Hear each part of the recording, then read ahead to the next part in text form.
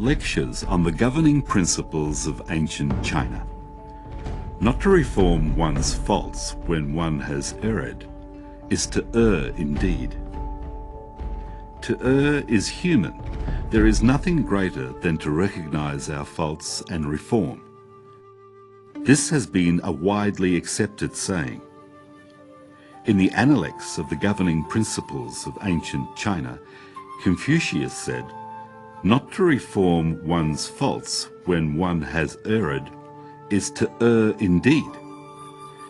It is hard for one to not make mistakes, whether intentional or unintentional in one's life.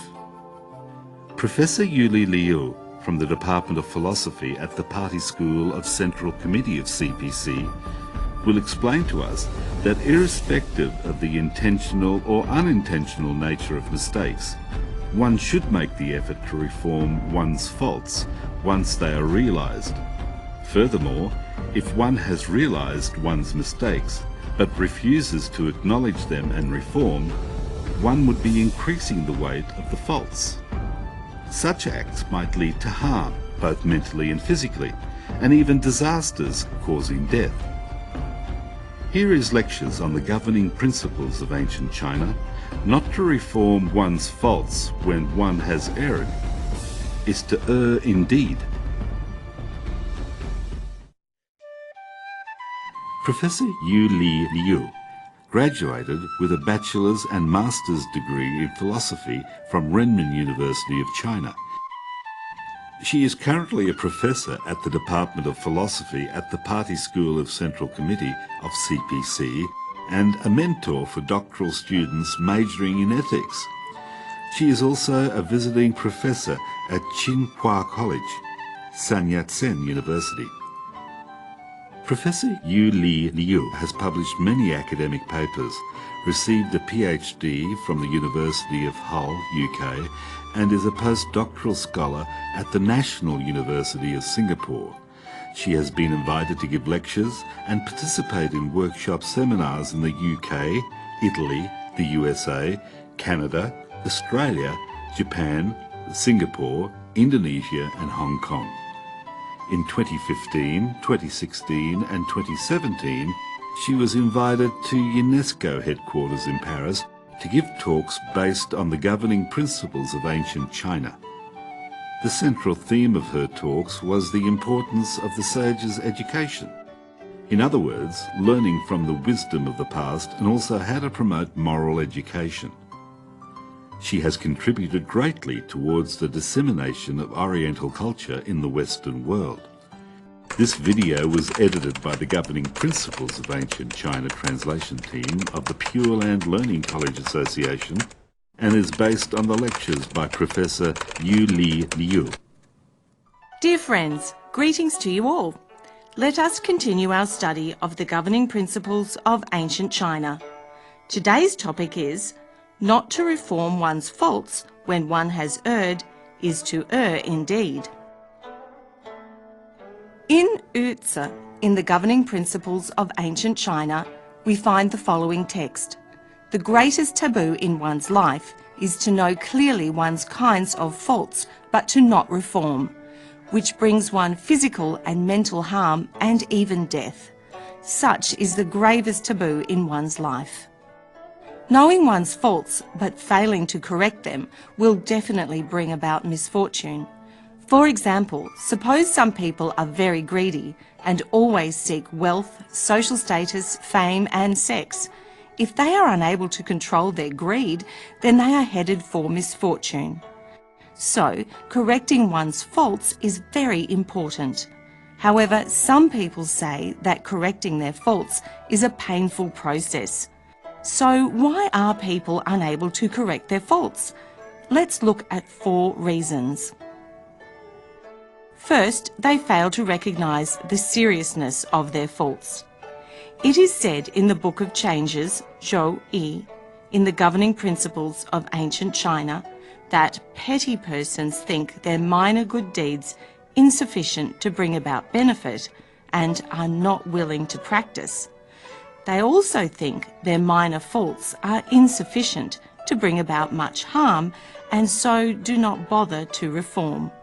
Eventually, the accumulation of faults will become too numerous to be hidden, and their guilt will become too severe to be pardoned. Therefore, an ancient Chinese proverb summarized this for us. Don't ignore minor good deeds for their seeming insignificance. Don't commit minor bad faults for their seemingly inconsequential nature. The second reason for not reforming is the lack of a firm ambition to reform. To have ambition is very important. Su Dongpo, a famous politician and literati during the Song dynasty, studied those who had lived before him.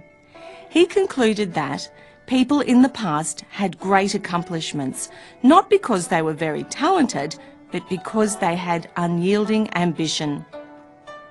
Wang Yangming, a great philosopher during the Ming dynasty, said, "Without ambition, there is no expectation of accomplishment." Therefore, we must understand that in order to achieve something, we must first have ambition to serve as a goal. A clear goal can help us resist temptation. Like climbing a mountain, we should first set our goal to reach the top of the mountain so that we are not distracted by the scenery during the climb to reach the summit. After we understand the importance of having ambition, what kind should we have? Tang Zhen, a thinker during the Qing dynasty, said, "In terms of having ambition, we must not be afraid to have ambition equal to that of ancient Emperor Yao or Confucius." Emperor Yao and Confucius were both great sages. We should accept them as our role models and have ambition to become sages like them. Once we have such ambition, we will have the power to reform. Therefore, having ambition is the key to reform. People could say, "I am very comfortable with my current life." Is it really necessary to learn from sages and attain sagehood? To answer this question, we should first understand the difference between the sages and ordinary persons. Every person, no matter a sage or an ordinary person, has an intrinsic, pure, true nature. Sages and saints are the people who have found their true nature. Ordinary people, like most of us, are those who have not yet found their true nature. So, what should we do? The Great Learning has shown us the way in the opening chapter. We must manifest bright virtue. We need to let go of all things that are irrelevant to our bright virtue and correct all our mistakes that interfere with it. Let us abandon the pursuit of fame and gain, worldly desires, greed, anger, ignorance and arrogance, etc. If we cannot practice this, it will be hard for us to return to our true nature. In other words, we will not be able to manifest our bright virtue. We will lose the precious opportunity as humans in this life to return to our true nature. If we can understand this, we will treasure this opportunity and courageously correct our mistakes. In Liao Fan's 4 lessons, Mr. Yuan wrote, "We need to find our faults daily and to correct them immediately. If we are unable to detect our faults, we will think that everything we do is right. When we are unable to correct our faults, improvement will be impossible." There are many intelligent people in the world who cannot improve in either their cultivation of morality and virtues or in their work. Their failures in this life are owed to a single word: procrastination. If we live for the present and procrastinate, we will remain bound by our fate. Why do we procrastinate? Because we lack the courageous heart to correct our mistakes. If we read Liao Fan's 4 lessons, we will see that Mr. Yuan had ambition and tried his best to reform every day. So he changed his destiny successfully. Those who do not have ambition will lack the strong will and courage to reform, so they will never improve. The third reason for not correcting our faults is the lack of suitable role models to emulate. In today's society, we encounter many unfavourable conditions. The people we meet, the environment we are in, and the relationships we have at work and elsewhere are not ideal for the cultivation of virtue. We don't have good role models. Most people seek fame, gain, benefits and wealth. They are accustomed to such conditions and lose their ability to distinguish between right and wrong. Therefore, they are unable to recognise their mistakes, let alone correct them. We all know that a good environment is essential to our growth and development. In Zhenzi, in the governing principles of ancient China, it is said, soft, long grass will naturally grow straight if they are within a cluster of hemp. We know hemp is a plant that grows straight up. When soft grass is planted between hemp, the soft grass will not bend. Human beings are the same. When in a good environment with good people, we will also become good people. However, we are now living in a time when there are no sages or saints around us. How can we cultivate our virtue? Although there are no sages and saints around us, we have their books which contain their teachings. Studying their teachings is like being taught by them. An ancient scholar said, when people don't read books for 3 days, their facial appearance will become horrible. The books he was referring to were not just any books. They are the books written by the sages and great people of the past. In those books, one can find teachings on how to correct faults, practice good deeds, cultivate virtue, and become a sage. Compared to society today, ancient China provided a positive environment for advancing one's cultivation. At that time, most people read books written by the sages. Likewise, the literature and artistic works of society, such as dramas, novels and artistic performances, always reflected the teachings of the sages. These teachings included filial piety, sibling love, loyalty, trustworthiness, propriety, righteousness, integrity, and a sense of shame. Even in such a positive environment, the sages continued to remind people that when people don't read books for 3 days, their facial appearance will become horrible. Today we are much less fortunate because we live in a time that is inferior to that of the past.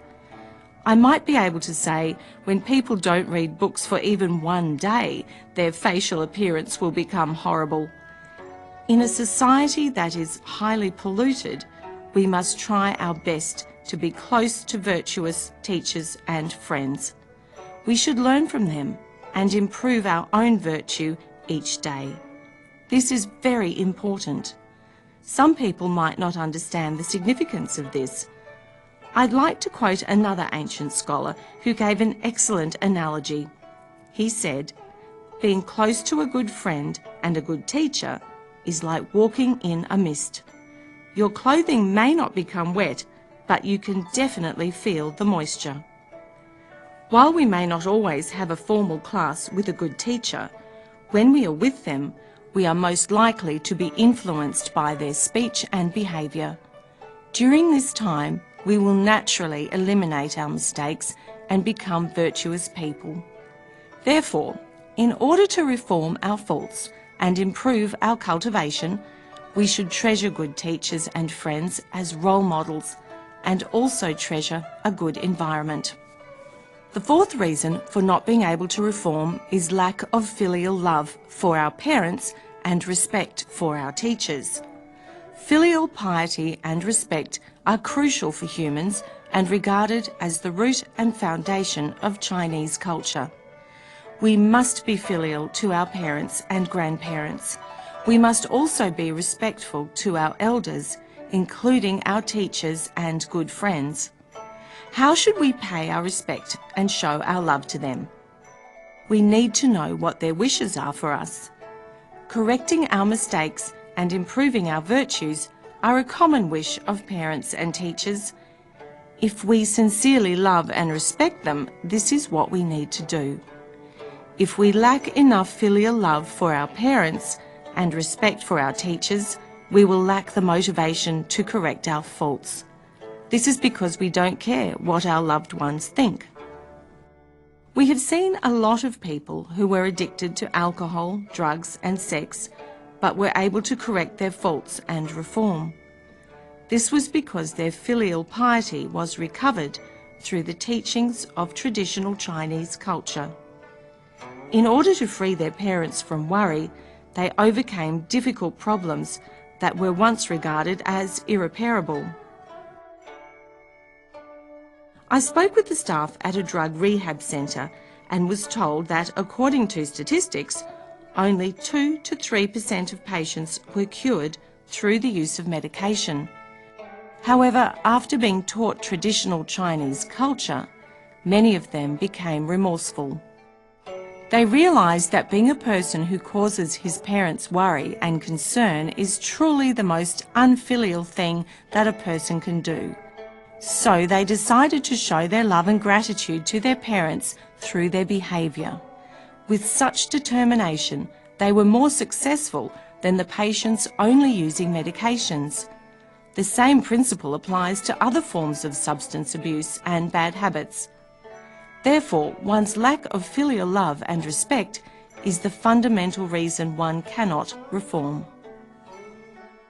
Professor Liu explained to us the text from Yizi in the Governing Principles of Ancient China.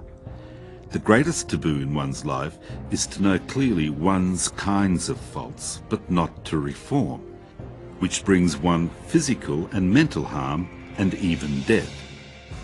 Such is the gravest taboo in one's life. She also identified 4 reasons why it is so hard to correct one's faults. They are not realizing the seriousness of one's mistakes, not having strong ambition, not having good friends and teachers as role models, and not being truly filial. Professor Liu is of the opinion that, although to err is human, we must try to correct our mistakes as soon as we are aware of them. If we do not correct them, but instead continue making them, then one day our faults will be out of our control and will cause us severe misfortune. How should we correct our mistakes? Let us continue with lectures on the governing principles of ancient China. Not to reform one's faults when one has erred is to err indeed. In regard to reforming our faults, we can truly gain inspiration from Liu Fan's 4 lessons, in which Yuan Liu Fan provided us with great ways and methods to reform. He said, there are 3 ways to reform our faults. First, we must be able to feel ashamed.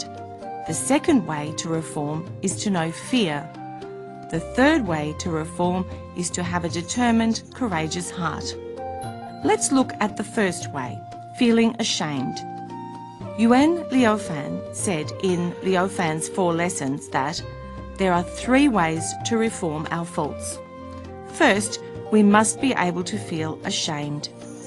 Think of all the ancient sages and virtuous people whose names and teachings have lasted for hundreds of generations. They were people just like us, but why is my name worthless like a broken roof tile? We are clinging to worldly desires. Secretly, we do many improper things while thinking others will not know about them, and then are shamelessly proud of ourselves. One day, we will be reborn as an animal without realizing it. There is nothing else in the world that calls for more shame and remorse than behaviour such as this.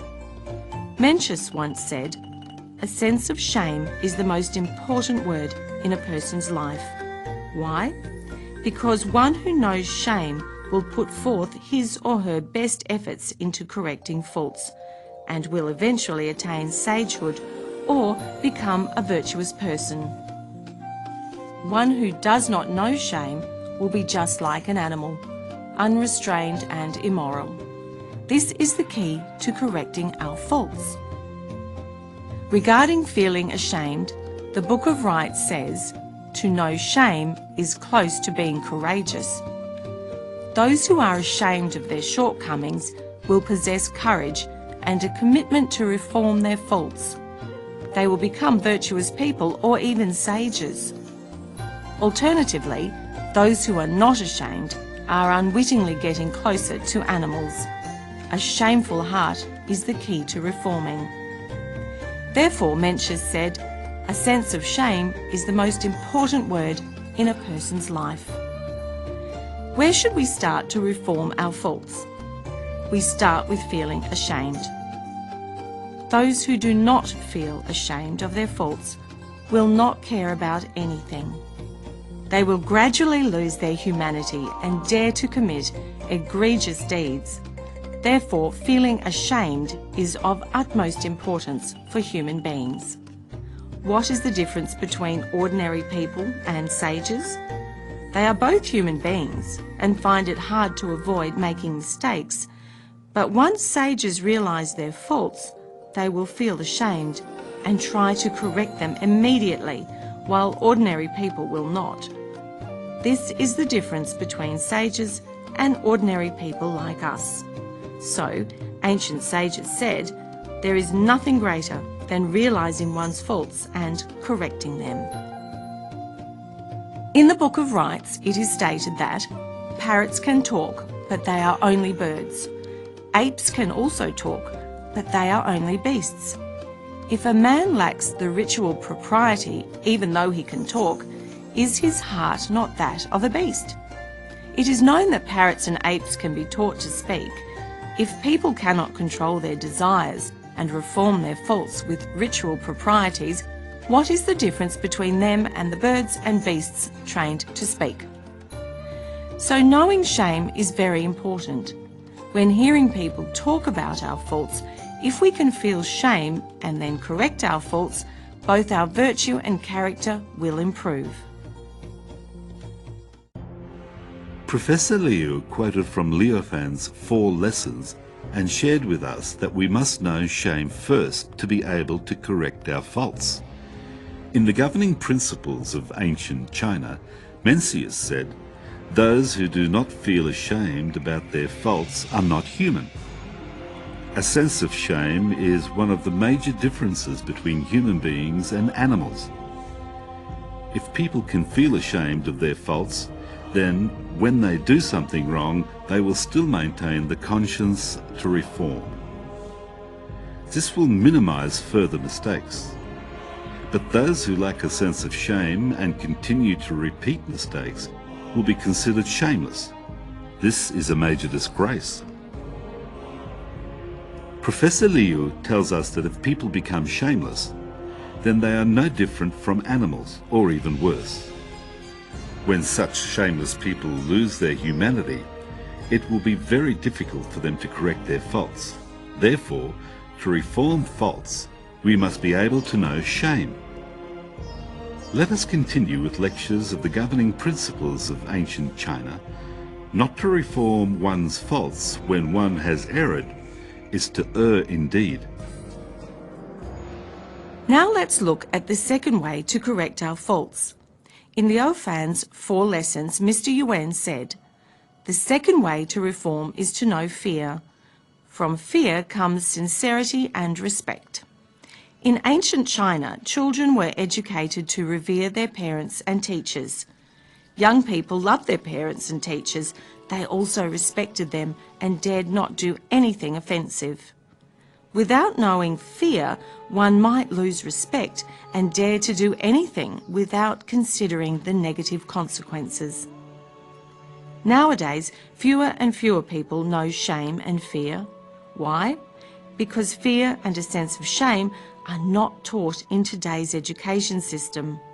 Today's schools only teach knowledge and skills. Therefore, moral education such as virtue and the natural law of cause and effect are rarely seen. Thus, it is understandable why fewer people know shame and fear. This is a great pity. In the past, Chinese people believed there were heavenly laws apart from worldly laws, so they would not do anything morally improper. They feared punishment from the laws of heaven. However, in today's society, people do not fear worldly laws because they can avoid punishment and gain wealth by using loopholes in laws and by bribing government officials. Also, people neither believe in the heavenly laws nor fear them. In short, people today live in a state of lawlessness and do not know fear. This creates many problems for society.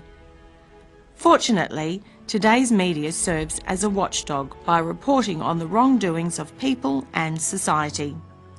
Journalists are responsible for making the public aware of the misdeeds of people. Those committing misdeeds will lose credibility in the court of public opinion. Such consequences will make people know fear and thus be careful in their speech and behaviour. So does this mean we should spread bad news?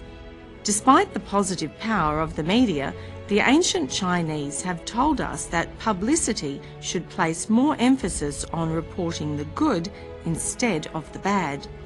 This is the principle of the media. For individuals, people should know fear, behave properly and always do the right thing. But for society, the media must not only emphasise the negative.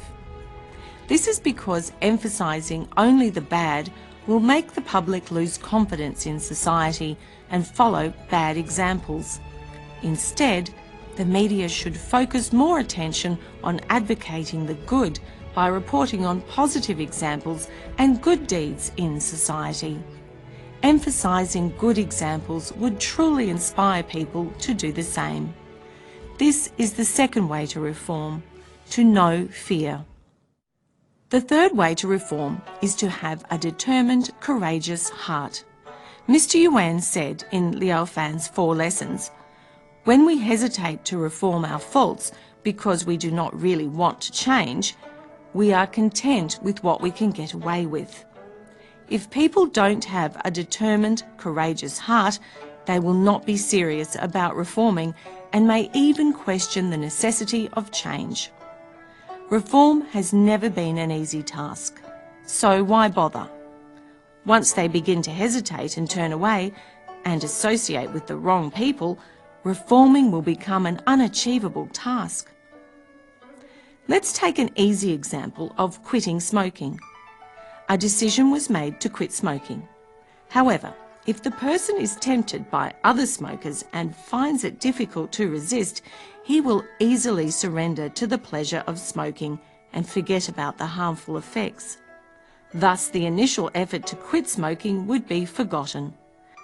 The same holds true for other bad habits such as drinking alcohol, etc.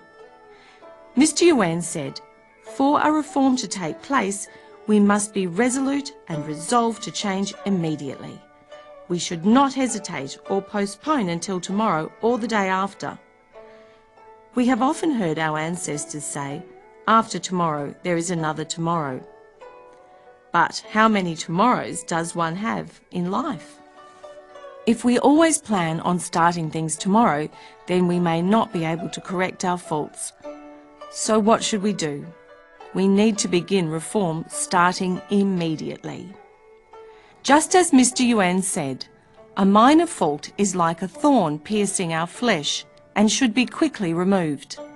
A big fault is like our finger being bitten by a poisonous snake. We must quickly cut off the finger to prevent the poison from spreading and killing us. If we consult the Book of Changes, Zhou-yi, and receive the wind-thunder symbol, it means that our strong determination in reforming assures us of success. The Book of Changes, Zhou-yi, contains 64 hexagrams, each of which has 6 explanations or predictions. The wind-thunder symbol represents benefit and is concerned with determination. If we are resolved to correct our erroneous ways and to cultivate kindness, this will enable us to gain true benefit. If we can immediately reform without hesitation, then we will have done what the wind-thunder symbol said we would. At the end, Mr. Yuan summarised, If we can follow the 3 ways of shame, fear and determination to reform, then we will surely be transformed. To sum up, we need to have a sense of shame, fear and courageous determination to reform. To have a shameful heart is to be awakened. To have a respectful and fearful heart is to be conscience-stricken. Only when we have both of these will we give rise to the courageous and determined heart that enables us to regret and reform. Realizing this, why are we unable to correct our faults? Since we have yet to possess a shameful and fearful heart, we do not have the motivation that gives rise to a courageous and determined heart. If we do not know shame, then we will not be afraid of being laughed at by others, so there is little incentive for us to cultivate kindness. In the last section, Professor Liu walked us through some of the text in Liu Fan's 4 lessons and explained the 2 other ways we can use to correct our mistakes. Apart from knowing shame, we must know fear and have courageous determination. Knowing fear will make us sincere and respectful. From fear comes sincerity and respect. We should have a respectful and fearful heart. Professor Liu also told us that knowing fear is not being terrified, but being anxious and hesitant over the consequences of our actions. The fearful heart is the conscientious evaluation of our actions. Generally, all beings know fear. The advanced species are more sensitive to dangers and have stronger fear, while those that are not as advanced are less sensitive and have lesser fears. Not knowing fear is due to ignorance. If we truly realize the bad effects from our faults, we will have a shameful and fearful heart. With courageous determination, we will be able to overcome our shortcomings and transform ourselves. Let us continue with lectures of the governing principles of ancient China.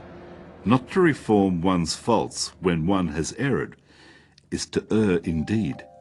After explaining the 3 ways to reform, Mr. Yuan mentioned 3 methods one can use to reform.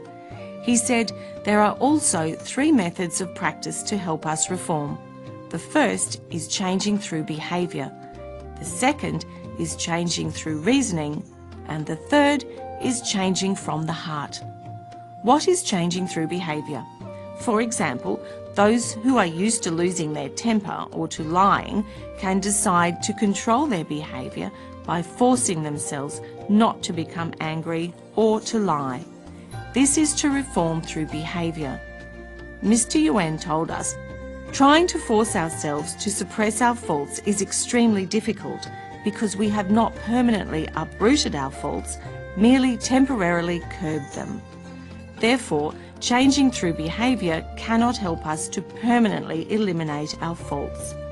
We should change through reasoning. Mr. Yuan continued, instead we can try to reform by understanding why we should not do something. Let's use jealousy as an example. Before we begin to let go of jealousy, we should understand why we need to change. Being jealous of others is punishing ourselves. Will our jealousy make us better or bring us happiness? No, it will create hatred and worry. We are tortured by the jealousy in our heart, while the person who is the reason for our jealousy remains oblivious. Isn't being jealous of others just punishing ourselves? Once we understand this, it will be easier for us to correct this fault. This is reforming through reasoning. Ultimately, the best method is to change from the heart and the mind. What does this mean? Mr. Yuan said, although we have thousands of different faults, they all stem from the heart, from the mind. If my heart is still of thoughts, then actions will not arise and faults can be avoided. If we can fill our mind with compassion and kindness without any wrongful thoughts, then no faults will be committed. This requires us to be very conscious of any wrongful thoughts. If we can detect them early and immediately suppress them in our mind, then mistakes will be avoided. This is the best method to reform. This echoes a popular saying by ancient Chinese: "Do not fear the rising of a wrongful thought, fear detecting it too late." In order to correct errors and mistakes, we must first have a shameful heart, a fearful heart, and a determined, courageous heart. Apart from them, Professor Liu again quoted from Leo Fan's 4 lessons and told us 3 methods we can use to reform: changing through behaviour, changing through reasoning, and changing from our heart and mind. Changing through behaviour is to force ourselves to suppress our faults and to remove the conditions that give rise to the faults. Changing through reasoning is to understand the reason why we need to reform and then correct our faults based on that understanding. Changing from our mind and heart is to fundamentally maintain our mind free of wrongful thoughts. Just as is said in Leo Fan's 4 lessons, although we have thousands of different faults, they all stem from the heart, from the mind. If my heart is still of thoughts, then actions will not arise and faults can be avoided. This is the ultimate method to reform. The Great Tao is the simplest. Looking at it from a different perspective, if one is virtuous and behaves in accordance with the true nature, would one find it difficult to reform? Today we have learned 3 ways to reform our faults and 3 methods to correct our faults. If we can practice them in daily life, not only will we be able to correct all our faults, we will find that attaining sagehood is no longer hard. That's all for today. Thank you very much.